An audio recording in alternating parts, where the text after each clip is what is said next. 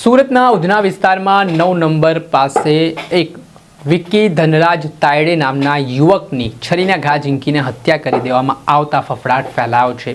આ મામલે મૃતકની બહેનનું નિવેદન સામે આવ્યું છે। શું કહી રહ્યા છે તેઓ વિગતે વાત કરી।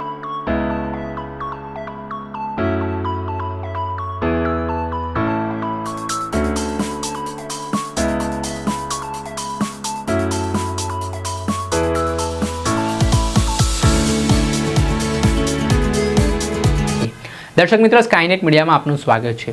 सूरतना उधना विस्तार में एवी हत्यानी घटना बनी है कि तेनाथी परिवारनो आधारस्तंभ छीनवाई गयो है। आज थी 6 महीना पहला आज मृतक विक्की धनराज तायडे है तेना पितानी आरोपीओ द्वारा हत्या कर देवामां आवी हती। त्यारबाद हवे पुत्रनी हत्याथी हाल मृतकनो परिवारजनो आघात में सरी पड्या है। उधना ने 9 नंबर गली पासे जावेद नामना शख्स साथे जे मृतक है विक्की धनराज तायडे तेनी बोलाचाली थई हती, बबाल थई हती ने आ बबाल जोतजोतलामां एटली उग्र बनी गई कि आरोपीओ आवेशमां आवी गया अने विक्कीनी हत्या निपजावी दीधी। विक्की छे ते एक डिलिवरी बॉय तरीके खानगी कंपनीमां नौकरी करतो हतो। परिवारनो मुख्य आधारस्तंभ हतो, कमावाळो हतो, परंतु तेनी हत्याथी हाल मृतकनी बहनना गंभीर आक्षेपो सामे आव्या छे। शुं कही रह्या छे तेवुं ते सांभळो। उधना 9 नंबर अशोक सम्राट नगर। मेरा भाई आया 9 बजे घर पे। मेरी मम्मी बोले खाना खा ले, बोले तो बोले नहीं, बोले आता हूँ, बोले एक राउंड मार के 10 बजे खाऊंगा। तो गया उधर वटले पे बैठा था तो उसके दोस्त के घर पे पानी पिया और उधर से आ रहा था बोले घर पे, तो जावेद मुसलमान है उस सड़क चाकू मार दिया उधर ही जगह पे और उधर मेरा भाई पड़ा था। तो मेरी मम्मी बोले चल, बोले 10 बज गए, भाई को बुला के लाते। हम जा रहे थे तो मेरा भाई उधर उल्टा पड़ा था, तो कोई उठा भी नहीं रहा था, सबके दरवाजे बंद थे, कोई उठा ही नहीं रहा था। फिर हम लोग गए, सबको बुलाया, फिर 108 में लेके आए। अभी 6 महीने पहले मेरे मेरे पापा को भी मारा, तो अभी वो जावेद का ही हाथ था, उसने सबको पैसा खिलवा के मारा था मेरे पापा को। अभी भी मेरे भाई को ही मारा उसने। इससे क्या दुश्मनी थी? कुछ झगड़ा भी नहीं, कुछ ही नहीं हुआ था। फिर भी मेरे बाप को भी मेरे भाई को भी मारा। अभी हम 2 जवान कुंवारी बहन है, मेरी माँ है, मेरी बुढ़ी दादी है। अभी हमारा सहारा कोई नहीं रहा। हमको न्याय चाहिए ना। क्या काम करते? कुरियर में जाता था। परिवार में कोई कमाने वाला? कोई नहीं, सिर्फ मेरा पापा। मेरे पापा को भी मार डाला। अभी हमारा एक सहारा था, उसको भी।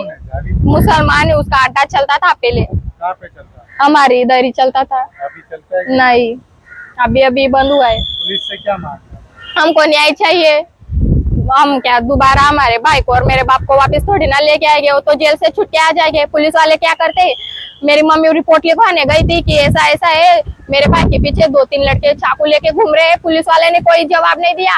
बोले मैडम बैठो 5 मिनट बैठो। मेरी मम्मी 2-3 घंटा उधर बैठी, किसी ने ध्यान में नहीं लिया। अगर आज उन लोगों ने ध्यान में लिया होता तो मेरा भाई जिंदा होता क्या? नहीं। कोई मेरी मम्मी गई थी कि वो छोटे छोटे बच्चे जेल से छूट रहे ना, तो मेरे भाई को धमकी दे रहे थे कि तुझे जिधर तेरे बाप को मारा है ना, तो उधर आ, तुझे भी मारेंगे। तो मेरी मम्मी ऐसा रिपोर्ट लिखाने गई थी पुलिस स्टेशन, तो उन लोगों ने कुछ ध्यान में नहीं लिया। बैठो मैडम बैठो, चाकू का मर्डर का केस है। मेरी मम्मी 2-3 घंटा बैठी पर किसी ने ध्यान में नहीं लिया। मेरी मम्मी घर पे आ गई। अभी वो लोग ध्यान में लेते तो मेरा भाई जिंदा रहता ना। अभी क्या करें हमको न्याय चाहिए ना। वो लोग ध्यान में लेते तो मेरा भाई जिंदा रहता आज। જ્યાં આપણે સાંભળ્યા હતા મૃતક વિક્કીના બહેન તેઓ કહી રહ્યા છે કે અગાઉ તેમણે પોલીસને પણ આ બાબતે ફરિયાદ આપી હતી કે જાવેદ નામનો જે શખ્સ છે તેણે ધમકી આપી હતી। ત્યારબાદ હવે તેની ભાઈની હત્યા થઈ ગઈ છે। હવે હત્યાની ઘટના બાદ ઉધના પોલીસ દોડતી થઈ છે અને આ મામલે આરોપીઓ સામે હત્યા અંગેનો ગુનો નોંધી તેમને ઝડપી પાડવા માટે તપાસના ચક્ર ગતિમાન કર્યા છે। પરંતુ આ બાબતને લઈને હવે પોલીસ દ્વારા એ દિશામાં પણ તપાસ કરવામાં આવી રહી છે કે આખો ડખો શું હતો, શું વિવાદ હતો।